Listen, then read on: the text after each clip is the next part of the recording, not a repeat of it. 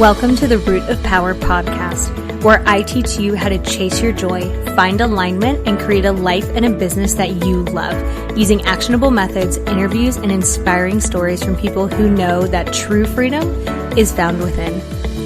I'm your host, your always hype woman and sometimes ass kicker, Amanda Chills, and I am so proud of you for choosing to step into your power. Come along, we've got dreams to build.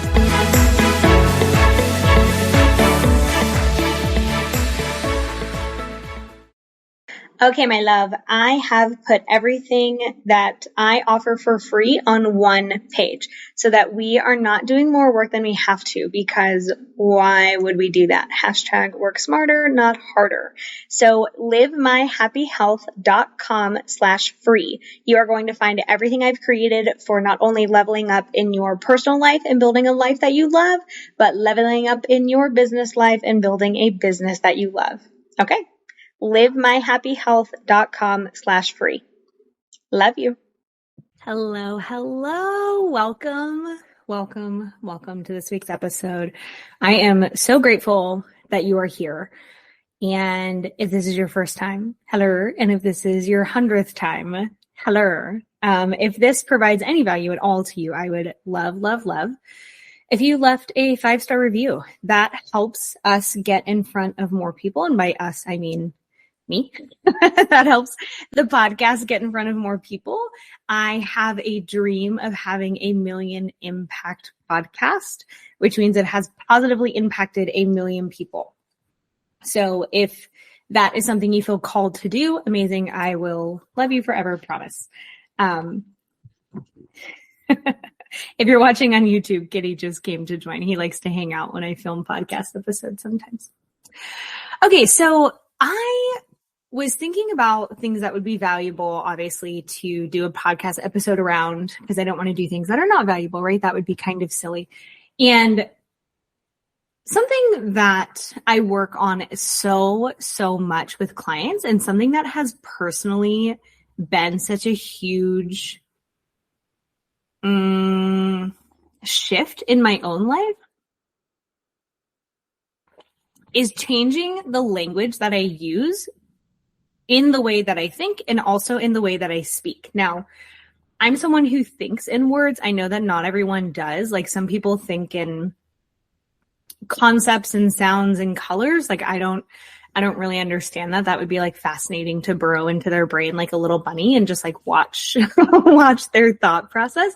But I'm someone who thinks in words. So I have a running dialogue in my head all the time. Sometimes it's about bullshit. Sometimes it's, problem solving a thing. But the point is that I think in words, and obviously like we speak in words. So the words matter. And I cannot tell you how much time I spend every single session. And I do about 25 to 30 therapy sessions a week. How much time I spend every single week correcting language to be more powerful, to be more helpful, really, is what I spend a ton of time doing. And I will give you the same tools that I give my therapy clients. So it's a little different if I'm like sitting with them, because if you imagine, there's kind of like 4 of me in a therapy session, right? So there's like me that's there, right there with them, present, listening to them, hanging on every word they say, essentially giving them my full attention. There's like an Amanda that's floating above them, sitting on a rainbow. So when I first meet clients, I tell them, like, imagine a rainbow above your head. Every color is a theme. It doesn't matter what you talk about. It will hit one of those themes. Everybody's themes are their own, but many people share themes like boundaries or self-care or trauma or whatever. So imagine Amanda sitting on a rainbow and listening for the theme. So if they're saying like, oh, like, I really have this coworker that just will not leave my office. They keep talking. I can't get my work done. Like, okay, congratulations. We hit a boundaries theme. We're going to work on that. Or if it's, God, I really want to leave this job. Like, it's soul sucking. I hate it, but I'm so scared to do it. Okay, congrats. That's another theme. Good. We can work on that too. So Amanda's sitting on a rainbow, hanging out on the themes. And then there's an Amanda kind of like maybe sitting behind me that keeps a running list of the themes and where I'm moving them to at the end of sessions. So I don't have any structure to sessions. I trust and know that whatever comes up for a reason. My intention is always, always, always for that session to be standalone, useful for the client. So even if we never meet again, that session was useful. They got some positive shift happening. And then there's an Amanda that keeps track of everything they've ever said so that I can kind of just remember and keep an eye on. So one of the things that I'm always doing is listening very, very closely for language. And most people really don't understand how powerful and how impactful language is on your system, on your life, on your future, on everything, right? My work wife had a habit of being very hyperbolic with language. And she would be like, I was devastated. That broke me. That fucked me up, whatever. And I'm like, okay, but did it? Like, it literally devastated you? It devastated you. It ruined your life. It fucked you beyond repair. It went like that language is very intense. So if what happened was actually like a 3 or a 4 and you use a level 10 language, your brain, your subconscious is going to go, oh, that was a level 10. Okay, well, I better act accordingly, right? You see, and you've heard the phrase like people making a mountain out of a molehill. This is exactly what happens. The language amplifies and amplifies and amplifies, and pretty soon a molehill becomes a mountain. So something that was frustrating for 5 minutes now ruined your whole day. And they're the biggest piece of shit on the planet. And they never respect you. And they always take advantage of you. And you, whatever, right? Now, that's not to say that like I don't ever use hyperbolic language. I'm human and I've done this long enough that like I can also do it as a joke. So something I'm also correcting people on, and we'll get into the weeds with this in a second, but to just give you like a framework of how this permeates your whole life. Something I also correct people on a ton, especially if they are not happy, especially if they identify a lot with anxiety or depression. I'm not saying that they have it. What I'm saying is they identify a lot with it. They'll call everything anxiety. They'll call everything depression. They'll call everything trauma. And that tells your system that you are way more anxious than you actually are. You're way more depressed than you actually are, because now everything gets attributed to trauma or depression or anxiety. Oh, I have a meeting. I'm so anxious about it. Oh, I have a conversation with a friend. I'm so anxious about it. Oh, I'm so anxious to drive 15 minutes down the road. I'm so anxious to make breakfast. And your whole life becomes clouded in this anxiety, but it's only because you're calling it anxiety. That language matters. Or people who this is one of the weirdest things I've ever seen. And one of the most harmful things I've ever seen is like, sometimes I'll be in like Marshall's or TJ Maxx or Target, whatever, and they'll have mugs or like home decor that says anxious AF. And it'll have things like that. And that is so fucking harmful. Like that is giving you a complex. That identifying with that kind of language is giving you a complex. So I spend a ton of time intentionally minimizing anxiety, depression, trauma, removing that language from clients' everyday talk, and correcting language all the time. So I'm going to get into the things that I see most often and how to fix them. But what I very much intend for you to understand is that your language will create a shift either way. It will either shift you to be more stuck or it will shift you to be more free. And the more intentional you are about your language, the easier and easier and easier it's going to be to break free of those old patterns that are no longer serving you and leave them behind. So this is also one of the ways that we heal anxiety and depression. So there are a lot of clinicians, doctors, whatever, like that believe you can't heal anxiety or depression or trauma. Like you'll just have them forever. They're your identity. It's kind of like being Black or being white or being Hispanic or being gay. Like, it's just who you are now. And that's not true. That is absolutely not true. You very much can heal anxiety, depression, and trauma. Now, will you never have an anxious thought again? Will you never have a hard day again? No, absolutely not. That's not what I'm saying. Like, you're still human. What I'm saying is that you will no longer fit the criteria to have that diagnosis, because the behaviors that were causing the problems will be gone. They'll go away. Language is one of the ways that we make that happen. Shifting your language to be helpful is only going to help you, right? Why would we use language that keeps us stuck and suffering and miserable, that keeps us in a fixed mindset, meaning you don't think you can change, you don't think you can grow? That's a fixed mindset. When we have the opportunity to use language that fosters and cultivates and keeps a growth mindset, right? You would never look at someone and say, hey, I want you to purposely, intentionally say negative things about yourself all the time. I want you to intentionally say that nothing ever works out for you and that everything is a level 10. But like, people do that all the time. Like, you're probably doing it at least some of the time. And if you're doing it all the time, this episode is fucking gold for you, because it's not okay. So let me kind of tell you, let me tell you a story. So before I started being very, very intentional about my language, it felt a lot harder to make progress. It felt a lot harder to really do anything to change, because my language created my beliefs, and my beliefs limited or supported my behaviors.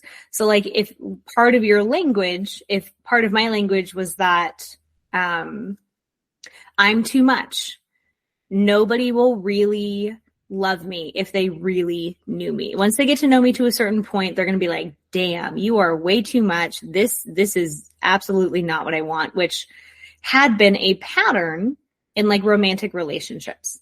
Or they would get to know me and be like, yeah, like I like you, but not enough to like enter into a relationship with you, which was a pattern that I had for a long time. And so I started shifting my language around being too much, and my belief systems then changed because my language changed. So it shifted from I'm too much, which was installed in me at a pretty young age by a coach that I had. My swim coach when I was growing up had this like complex with me. Like, she really loved to call me obnoxious a lot, which was not helpful, obviously.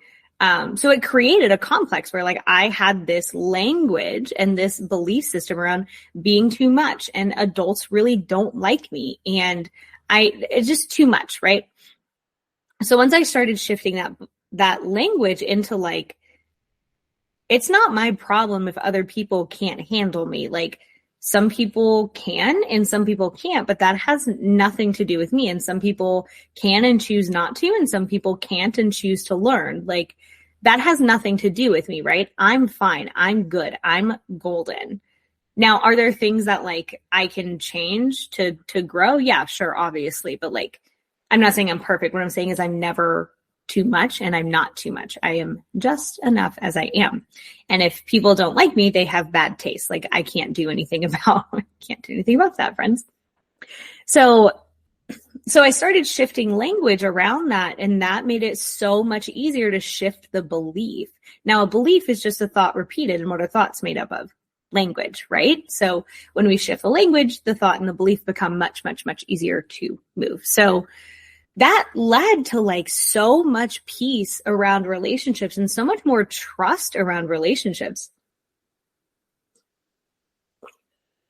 Because now I'm not activated, and now I'm not operating from fear and scarcity. I can just be at peace and say like, well, if you want to be in my life, be in it. If you don't, don't. Like, that's fine. I'm good either way. So let's talk about the shifts. So when you get good at this, and it takes a minute to get good at, like that's obviously normal, right? Because you're learning a whole new language essentially. But The more you start catching it, the more you start catching it. These things compound and they build on each other. So even if you catch it one time a day, it'll be 2 and 3 and 4 and 10 and 20 and 30. Like, you're going to get so good at this. And then you're going to start really noticing how other people speak. And you're going to think, oh my gosh, their language is keeping them stuck. And just by you shifting your language, you'll notice that other people start to shift their language. So I have clients, I'll do it for a few sessions. They'll start catching themselves. And that's beautiful, right? Because then you become a lighthouse. You become the light that other people are like, oh, damn, she's really onto something, or he's really onto something. And they start shifting unconsciously as well, because they realize that it's working for you. So that is a beautiful space to be in. So here's some of the ones that I see and fix the most often. I have to, or I need to. This is one of the most sneaky ones because it's so pervasive in English culture. I have to do the dishes. I need to do that. I have to run. I have to go to the gym. Da, da, da, da, da, da. When you say I have to or I need to, your mind reads need to and has to as necessary for survival. So when you're talking about things that aren't necessary for survival, and most of us are when we're saying I need to or I have to, your brain reads them that they are necessary and you have to keep doing them, because obviously if they're necessary for survival, you're going to die without them. So mind reads have to and needs to as absolutely necessary. So it will prioritize doing them. So if you're saying, man, I really need a cigarette right now. Man, I really need a drink right now. Oh God, I just need to tell this person off. Your mind is going to make sure that keeps happening, because mind is reading need to as necessary for survival. Mind is reading, I have to have a cigarette right now. I have to have a drink to calm down. I have to go for a run, whatever. God, I just have to have a piece of cake. Like that, those things are not necessary for survival. Now, want to create something that you can shift. So that's how we shift that. I intend to, I will, I'm going to. That's how we shift that. The other thing about need to and have to is that it removes your power, because think about that language, right? Like, who's making you? Who's making you have a cigarette or a drink or do the dishes? I mean, maybe your partner wants you to do the dishes, but they're not putting a gun to your head and saying, do the dishes or you're going to die. Maybe you intend to go to the gym. You want to go to the gym. You want to go to work. Oh God, I have to go to work. When people say that, like, you can feel it in your body that it causes a deflation, because mind reads it as necessary for survival. For need to, especially. For have to, it reads it as someone is forcing you, which then promotes the idea, the belief that someone has power over you, and that can lead to helplessness. And helplessness leads to hopelessness. And if you've ever heard someone talk about their life and they really don't enjoy their life, there's a ton of have to language. I have to get the kids. I have to go to the gym. I have to be a good husband. I have to be a good wife. I have to be in this relationship. I have to have this job. Like, that removes their choice. You don't have to do anything except die someday. Everything else is a choice. And when you acknowledge that everything else is a choice, it always becomes your choice, right? I've worked with a ton of people who say, I have to be in this job. I have to stay in this relationship. No, you don't. You don't. You may not like the consequences of leaving, but that's not the same thing as have to. No one is forcing you to do anything. Again, you may not like the consequences of whatever the other choice is. I've had people choose to stay in jobs because the pay is good and the schedule kind of fits what they need, but the work culture is shitty. Like, that's okay, right? Just acknowledge that you're making a choice there. I've had people stay in relationships because of finances. It would be very, very difficult to leave because of the life that their partner helps them provide, like helps provide for them. Like, that's a choice that they're making. And then once we acknowledge that that's a choice, everything else becomes easier because there's not this internal resistance to have to. So have to and need to are not helping you. No one is forcing you to do anything. Everything that you do is a choice. The only thing you have to do is die someday. Everything else is a choice. The only thing you need to do are things that are necessary for survival. So I intend to, I will, I'm going to, we'll shift that language for you. Here's one that I hear all the time. Well, I can't, or I could never, is immediately disempowering, because why can't you?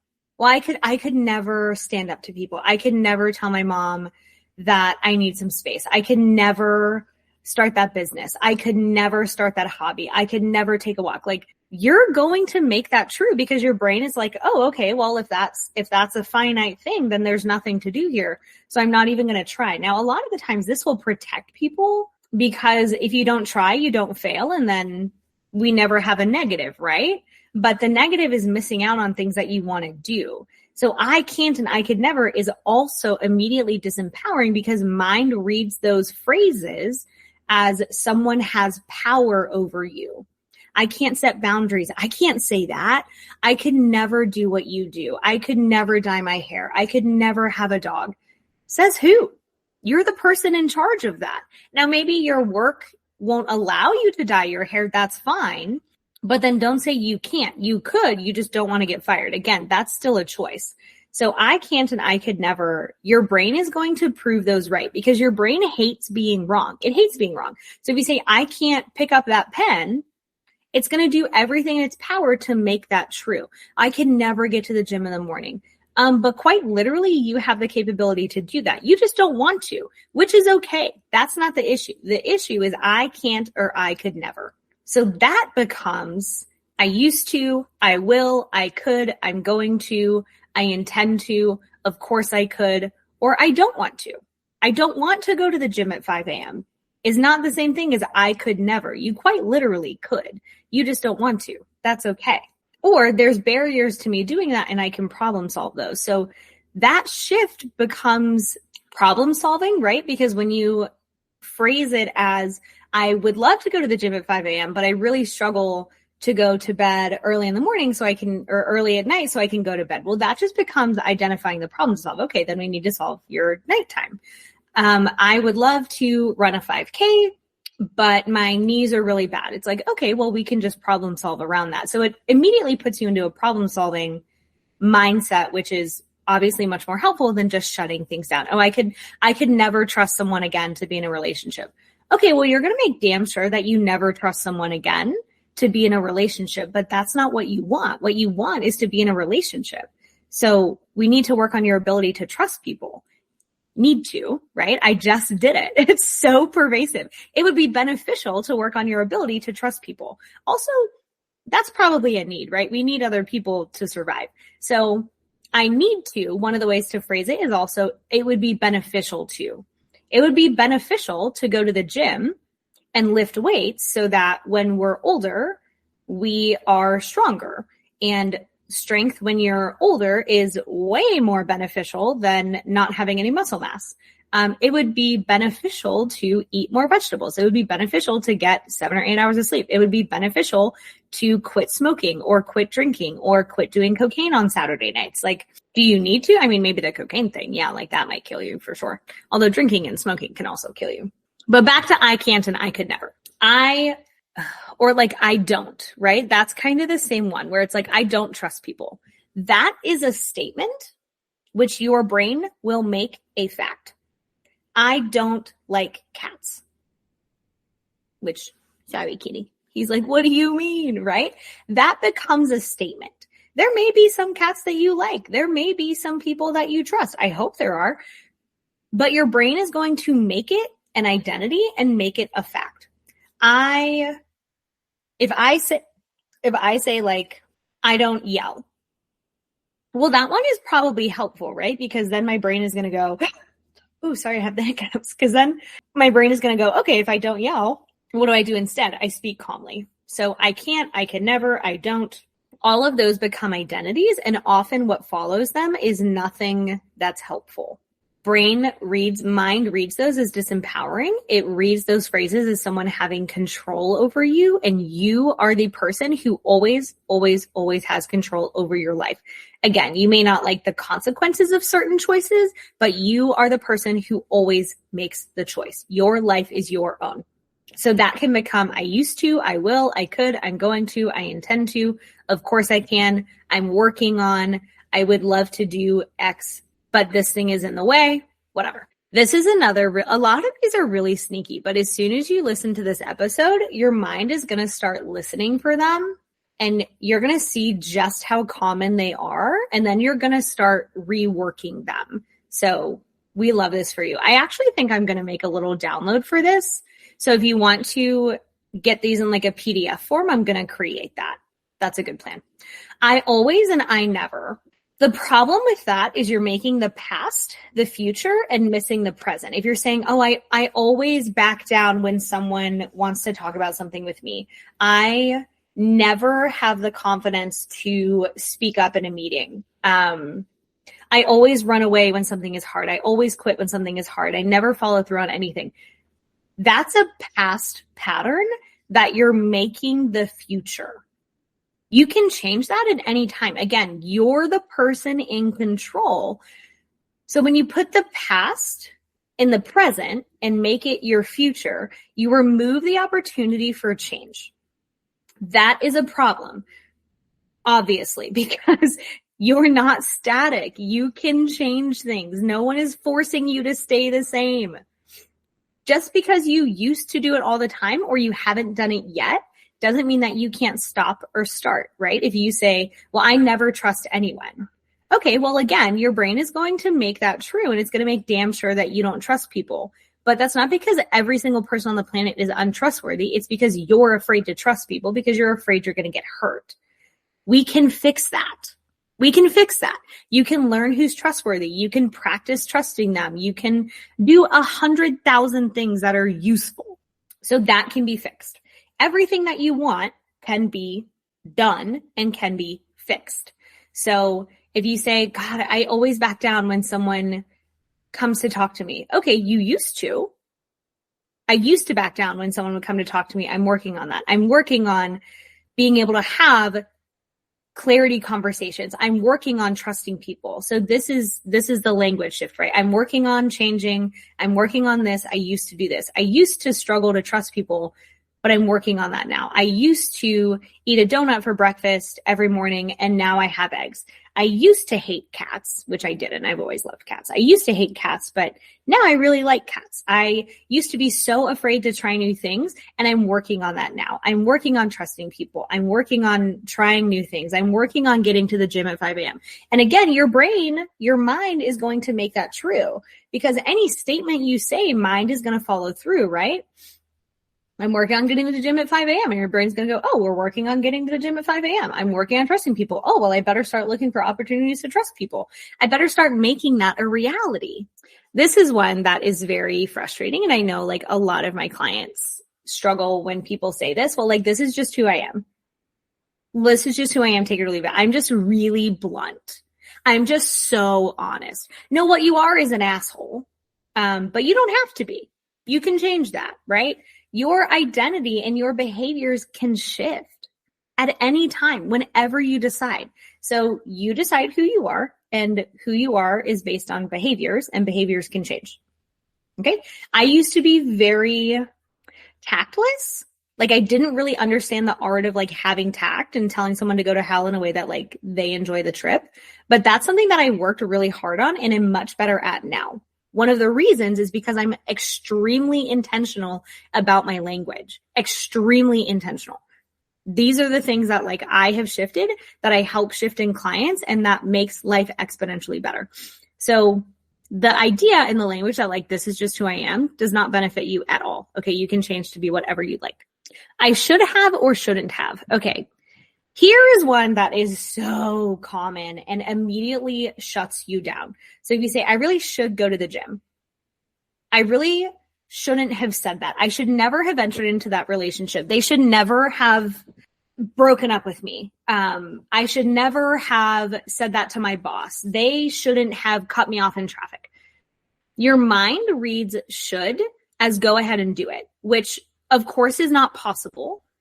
Because if it were possible, you would be doing it.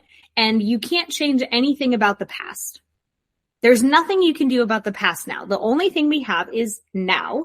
Past doesn't exist. So there's nothing you can do about it. And since there's nothing you can do about it, and there's nothing you can do about anyone else's behaviors that is outside of your locus of control, that is outside of your little bubble of things that you have influence over, that leads to helplessness, which leads to hopelessness. So if you've ever, I mean, I'm sure you've used the word should. Sometimes I do it and I catch myself, but this is extremely common. When you get in that should spiral, when you should all over yourself, it feels helpless and then it feels hopeless. The other issue is that it perpetuates denial and not accepting reality. So if you say, well, they shouldn't have said that. Well, it doesn't matter what you think should or shouldn't have happened. It did happen, and we need to deal with that. This is also one of the ways that I see people gaslight themselves. Well, I know I should be over it by now. I really shouldn't feel this way. I shouldn't be having this reaction. Okay, that means nothing, right? Again, because mind reads should or shouldn't as go ahead and do it. And that's impossible to do if it's in the past. You also can't force yourself to feel or not feel something or be over something. You cannot force those things. And because it's not possible to do, that leads to helplessness, which leads to hopelessness. And then they feed themselves more hopelessness, more helplessness, more shut down, more stuck, more stuck, more stuck. We can completely avoid that by never saying should or shouldn't again. What happened, happened. They did what they did. You feel how you feel. When we're honest about what happened, how we're feeling, what we're experiencing, whatever, then we can accept it. Then we can do something about it. So if you say, I really should be over this by now, it doesn't matter what you think should or shouldn't, whatever. Like, you either are or you aren't. And if you aren't yet, but you would like to be, we can change that language. I would like to be over this. I would no longer like to feel grief over this. I would no longer like to feel angry over this. It's like, okay, well, that gives your brain a job. That is possible to do. But gaslighting yourself and shutting yourself down, there's nothing you can do about that. And so mind reads it as, oh, well, now we're helpless because I can't do anything about that. It's not possible to do. So your brain will keep putting energy towards it and keep trying to make it happen, but it will fail because it's not possible to do or to have done, which then leads to helplessness and hopelessness. So we want to put our energy on things that are actually possible to do. I intend to go to the gym. I would like to XYZ. I'm upset that this happened, but it is what it is. Make sense? Makes sense. You guys are beautiful. Another one is try. I'm trying to be happy. I'm trying to go to the gym. There is no try, right? Yoda was totally right. Do or do not, there is no try. You don't try to pick up a pen. You either pick up a pen or you don't. Oh, I'm trying to let go of this person. No. You let go or you don't.